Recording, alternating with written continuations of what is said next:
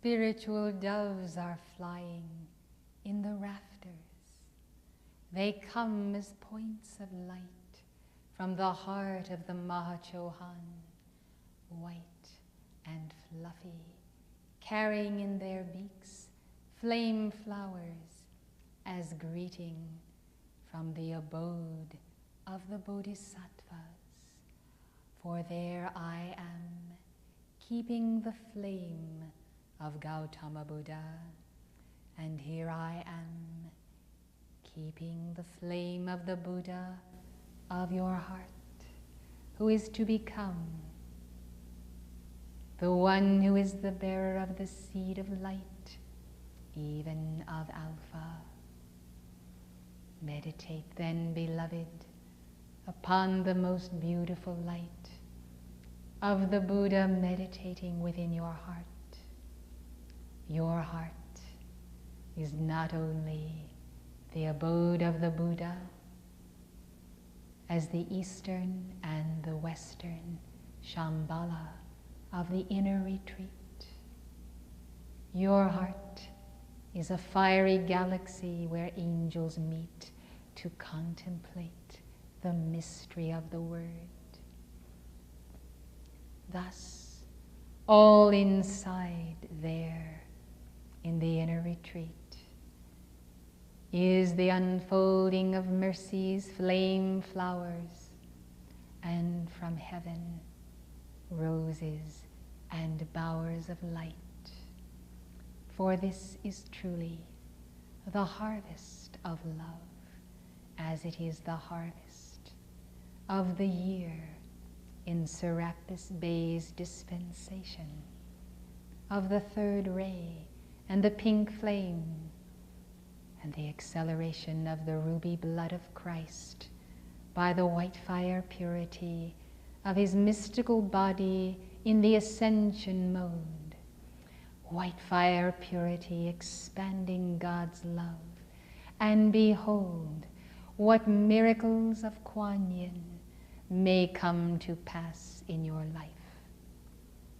I thought that you would appreciate the story told, and that you would have a new perception of the flow of your own garment of the soul into every walk and way of life, a new understanding of the heartbeat of God in every part and particle of being. I thought, too, there might come to view, at least within your soul, and the etheric memory of your heart, O fiery heart, a remembrance of your own long journey, and perhaps an inkling of why you have tarried so long.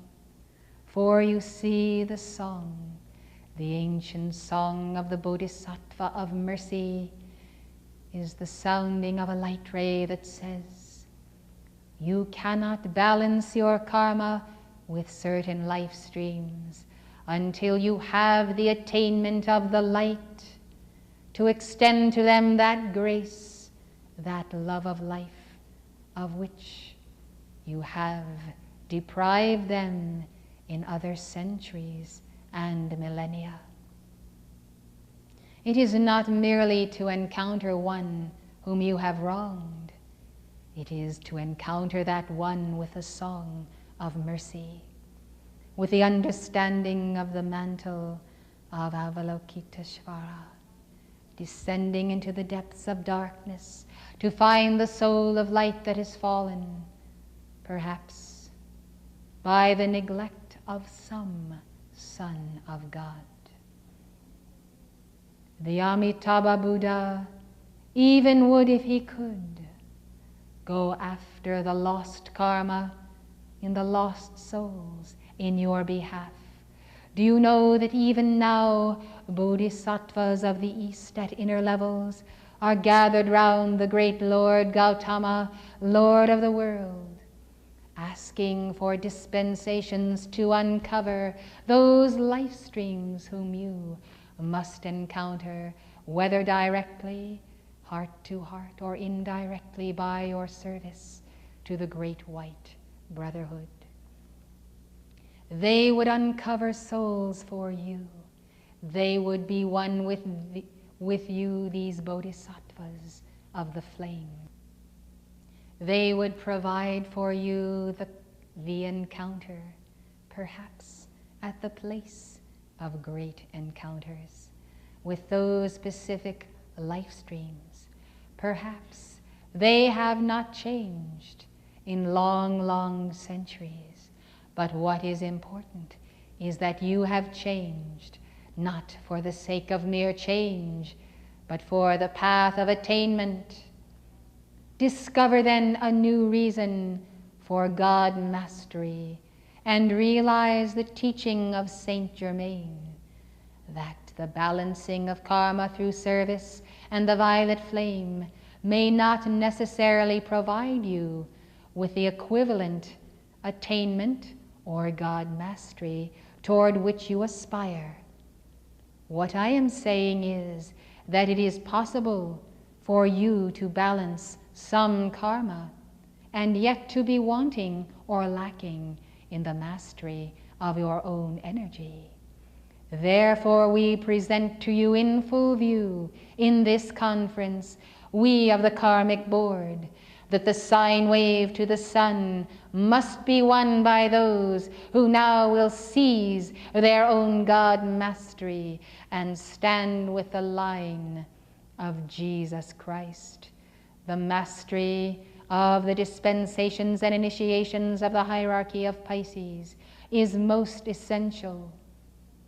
The mastery of fear and doubt, the mastery of little irritations and great, that suffer then the breaking of a tender coil of light, the mastery of discordant manifestations that allow the slowing of your momentum of zeal and of God victory.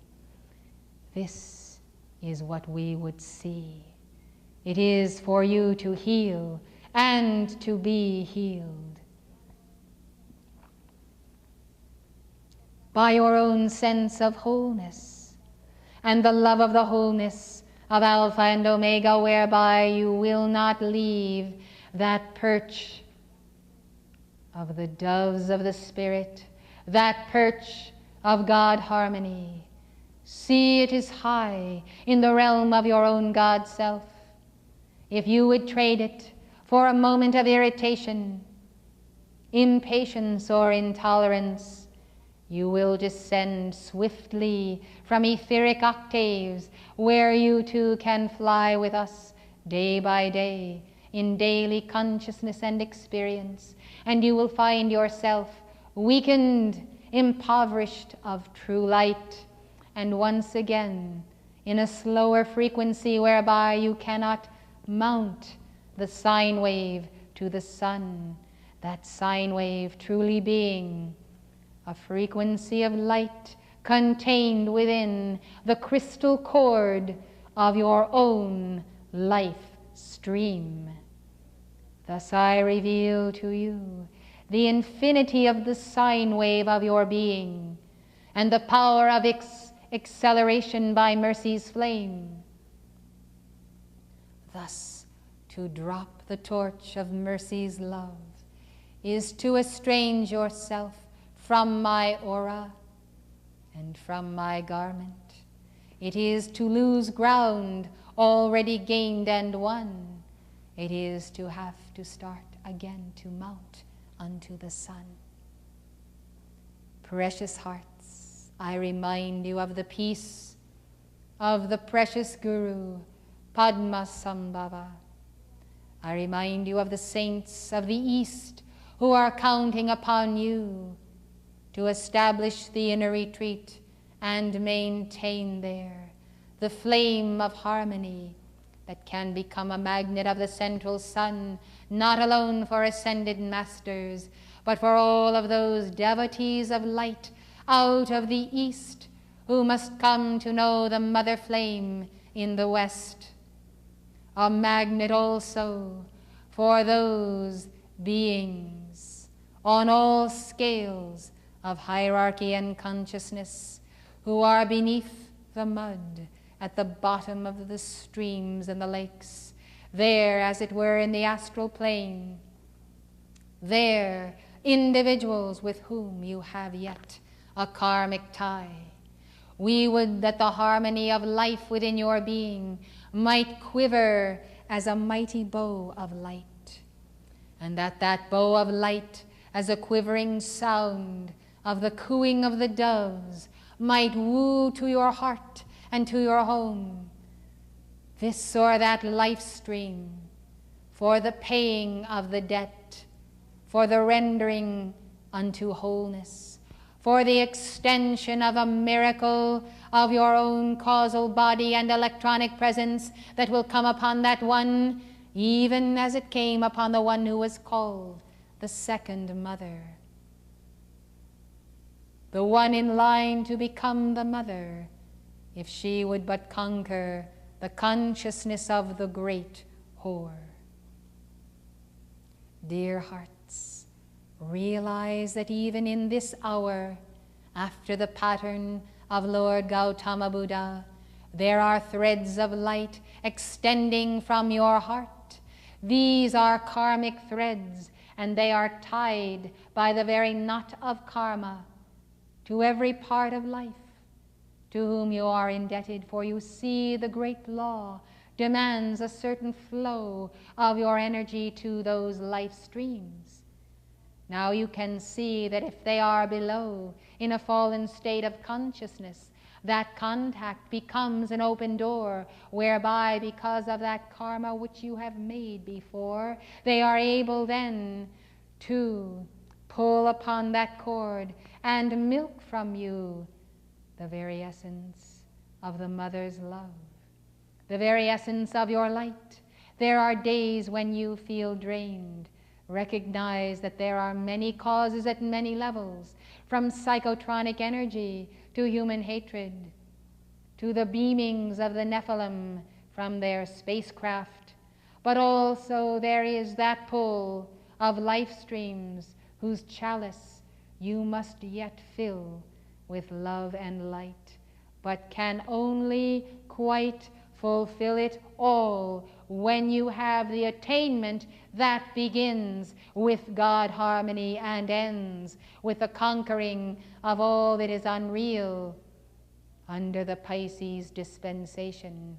I tell you, the Lord Jesus Christ remained in our temple in meditation upon the ultimate light of mercy and grace, for he came to give the seed of Sanat Kumara the means of God mastery, for it and it alone can result in your freedom from these ancient ties. Understand my message well. Out of mercy's heart I speak, that it does not suffice to decree and decree again, nor to serve and serve again. The goal of God mastery is the path, and you know it well. It begins in the feeling body and in the desires of heart and mind and soul. It begins in the emotions and the conquering of all energy flow. Let us go back then to the cause and core of the gremlins of the mind, hopping up and down and disturbing the force field of your peace, as though they would jump upon the trampoline of your own desire body, so easily flexed by this and that point of irritation. Irritation is the deadly enemy of the Chila on the path, so much so that I have instructed your messenger and my own to deliver to you a lecture on the very subject of how itself this irritation does invade the emotional body and there cause and precipitate into the physical manifestation every manner of disease itself. Why even harmful foods you eat would not have the deleterious effect that they do were you to maintain the high frequency of harmony which I set before you as goal of mastery on the path, as necessary for the founding and the building of the inner retreat and even a new civilization. You see you may be at harmony with yourself, but that harmony may have no thrust, no intensity of light. That harmony may simply be a human comfortability that has the capacity to give forth good feelings and the milk of human kindness. Enter then a Christed one with greater light than your own, and you see how that light penetrates the aura, and suddenly you feel friction and all sorts of disagreeing inharmonies of your being. And there is a pricking of the aura, and you blame it upon that Christed one and wish that he would go away.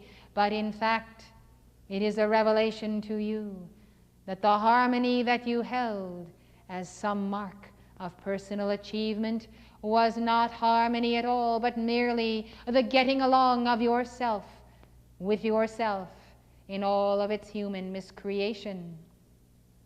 And after all, there are those birds of a feather who flock together, who are not spiritual birds of light, but astral fowls, who often create the fowls of life that cause you to be out of the game, out of the field of initiation, required to begin all over again when you just were about to seize a higher spiral of harmony by God control of mouth and word and feeling and all those things upon which you have been God taught for so long.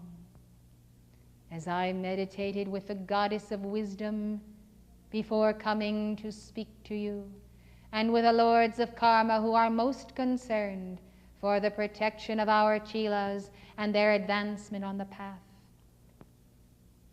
beloved Theosophia said to me, why not give them in this hour of illumination's expansion this illuminating word on why it is necessary to pursue God mastery with striving as the parallel line to the daily balancing of karma.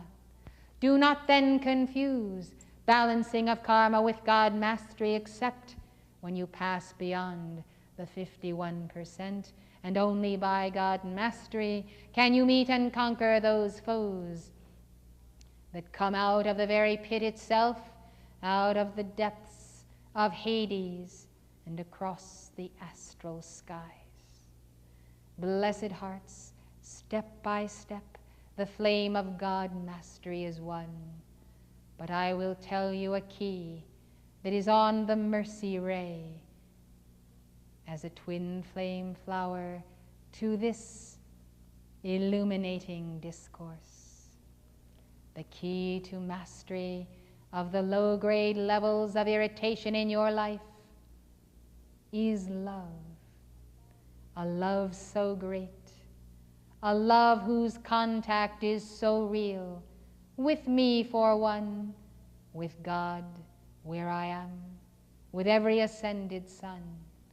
A love so great that you cannot leave the bliss of our oneness to go out into the dark night of astral discord, or the irritation that is the grating of the discarnates and demons. Love, then, is the conquering of the path, an effulgent, overflowing mercy for all life. This is not mercy with evil or the evildoer. It is always mercy for the light locked in the very atoms of being everywhere. Mercy for God imprisoned by human hate and hate creation. You can love God so much at the very center of each part of life that you remain unconcerned by the most outrageous manifestations of anti-life and anti-God.